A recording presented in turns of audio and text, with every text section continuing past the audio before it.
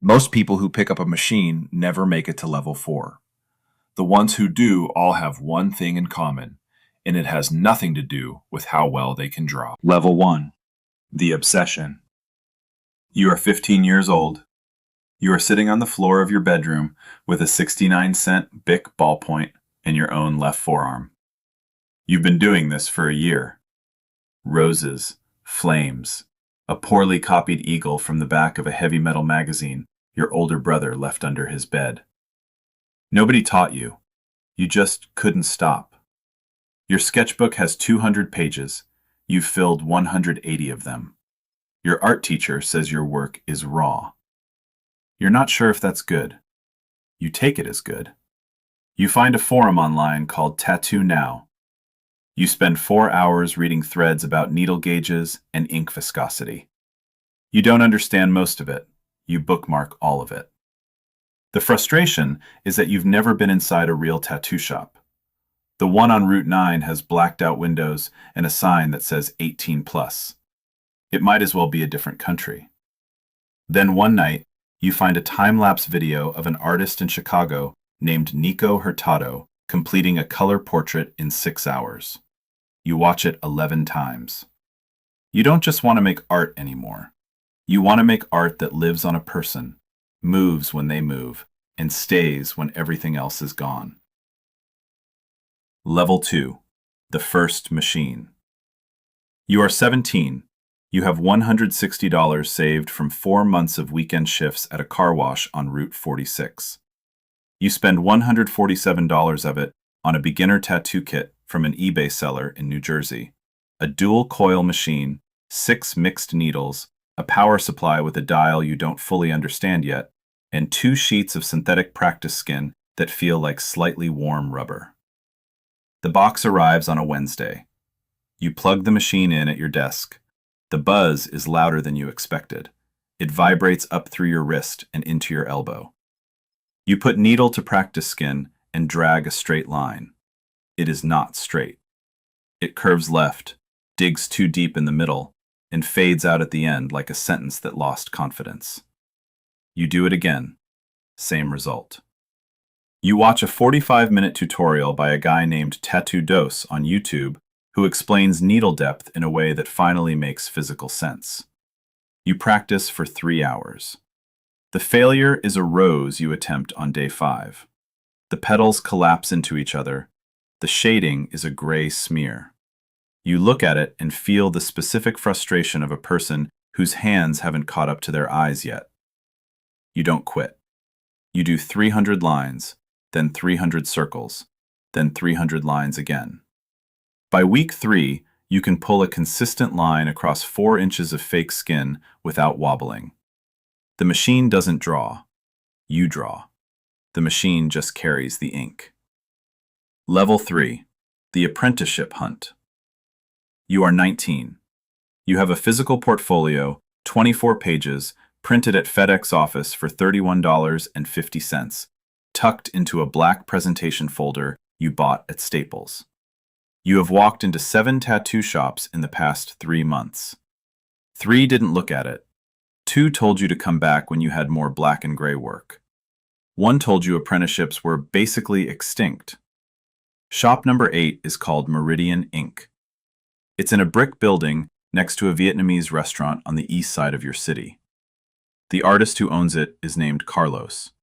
He is 38, tattooed from collarbone to wrist, and he gives you exactly 6 minutes. He opens your portfolio. He doesn't speak. He turns pages slowly. He stops on a mandala study you did in Micron pen and asks, "How long did this take?" You say 11 hours. He nods once and closes the folder. He offers you an unpaid apprenticeship, 5 days a week.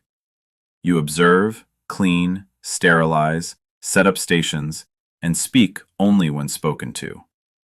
For the first 2 months, you do not touch a machine. The frustration is almost physical. You are watching people tattoo every single day, and your job is to hand them paper towels and rinse ink caps. But Carlos is teaching you something that can't be put in a YouTube tutorial. How a professional shop actually breathes. The rhythm of client intake. The silence when an artist is in deep focus. The way a bad day gets left outside the front door. This is where your real education begins. Here's where most people quit. Not because the work is too hard, but because being a beginner again, after years of private practice, feels like moving backwards. Level 4. The first real tattoo. It is a Tuesday afternoon, 5 months into your apprenticeship.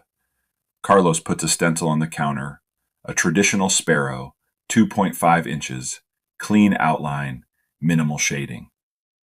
He tells you that a client named Deshaun, a 24-year-old who has 8 tattoos and specifically volunteers for apprentice work, is in the chair. Deshaun has been tattooed badly before. He knows the difference. Your hands are steady. You don't know why. Maybe because you've traced this exact sparrow 400 times on practice skin, on the back of a watermelon rind, on sheets of foam rubber. You apply the stencil. You set up your station. Ink caps, grip, power supply at 6 volts. You sit down. The moment needle meets skin, everything you practiced almost fails you. Real skin is warm and has given. The resistance is different. The ink spreads differently. You slow down before you overcorrect. You overshoot one line on the right wing. You see it the instant it happens. You breathe and correct on the second pass. When you finish, Carlos circles the sparrow with a gloved finger and touches the overshoot. You nod. You already know. Then he says, "Line confidence is good. Consistency on the curves needs work. Come back tomorrow and we'll talk about what you fix." Deshaun looks in the mirror. He says, "I'd get another one from you." That sentence is small. It is also everything. Level 5. The grind. Year. You are 21. You've been tattooing paying clients for 7 months. Your rate is $80 flat for small pieces under 3 inches. You are doing 8 to 10 tattoos a week. Initials, small crosses, semicolons, paw prints for people's dogs. None of it is the work you imagined doing at 15. You do all of it with full attention. Your body starts to show the cost. Your lower back aches after 4-hour sessions. Your right shoulder pulls tight every morning. You spend $310 on an adjustable artist stool from a medical supplier, and it changes your posture within 2 weeks. You didn't know the stool mattered that much. Now you do. The failure comes mid-year. You take on a geometric sleeve consultation a client named Priya, 29, who shows you a reference image with precise symmetry and tight negative space. You accept it too early. The angles drift by 3 degrees on the upper arm, and the symmetry breaks in a way that becomes visible after the second session. You redo 2 panels for free. It cost you 9 hours and $400 in lost booking time. You keep a folder on your phone labeled "Fix This." It has 61 photographs. You open it once a month. The breakthrough doesn't announce itself. One afternoon, tattooing a fern stem on someone's ankle, you realize you've been working for 90 minutes without thinking about mechanics at all. No conscious check on voltage, depth, or speed. The craft has moved below thought. It lives in your hands now. Level 6. The specialization. You are 23. You have completed over 900 tattoos. You are competent in traditional, neo-traditional, fine line, black work, and basic script. Competent, not exceptional. There is one style that stops you mid-scroll every time you see it done well. Japanese traditional. Irizumi-influenced work with bold outlines, dense background fill, koi fish, peonies, tiger sitting low in dark water. You don't know exactly why it calls to you. You stop asking why. You save $2,600 over 8 months and fly to Seattle to spend a week with an artist named Tomoko, who has been tattooing for 19 years and charges $280 an hour. You watch her work for 3 full days and fill a spiral notebook with 80 pages of observations. Hand angle, needle grouping, background technique, how she packs black into a large field without striping. The failure is discovering that your background fill is structurally wrong. The method you've been using creates subsurface texture that will age into muddiness within 5 years. You've been doing it this way for 14 months. You've put it on over 200 clients. You go home. You practice corrected fill technique on fake skin every day for 30 days before you use it on a person. 7 months later, you post a Japanese back piece, 28 hours across 5 sessions. It gets shared by 3 accounts totaling 380,000 followers. Your inquiry inbox goes from 3 messages a week to 50. You didn't find your style found you, because you kept showing up until it had enough material to work with. Level 7. The business of the art. You are 26. You are booked out 8 weeks. You've outgrown the shop, not because of conflict, but because the ceiling is visible now. Carlos tells you over coffee one morning, without sentiment, "You've been teaching yourself for 2 years. Time to go." You sign a lease on a private studio, 310 square feet on the 2nd floor of a building shared with a ceramicist and a graphic designer. The rent is $1,150 a month. You spend $5,200 on setup, an autoclave for sterilization, a professional client chair, adjustable LED lighting at 5,000 Kelvin color temperature, a custom stainless workstation. Month 1. Terrifying. No walk-in traffic, just your existing client base, a referral network you spent 4 years building, and an Instagram account with 18,000 followers. Month 3. $740 short on rent. You take 4 flash bookings you'd normally decline, memorial script pieces outside your style, to cover the gap.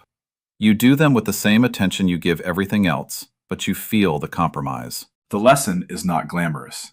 Learn to price correctly, or the work will fund everything except your life. You raise your rate from $160 to $220 an hour. 3 clients drop off. 9 new ones book within 2 weeks. By month 9, you understand something Carlos never said directly, but always modeled.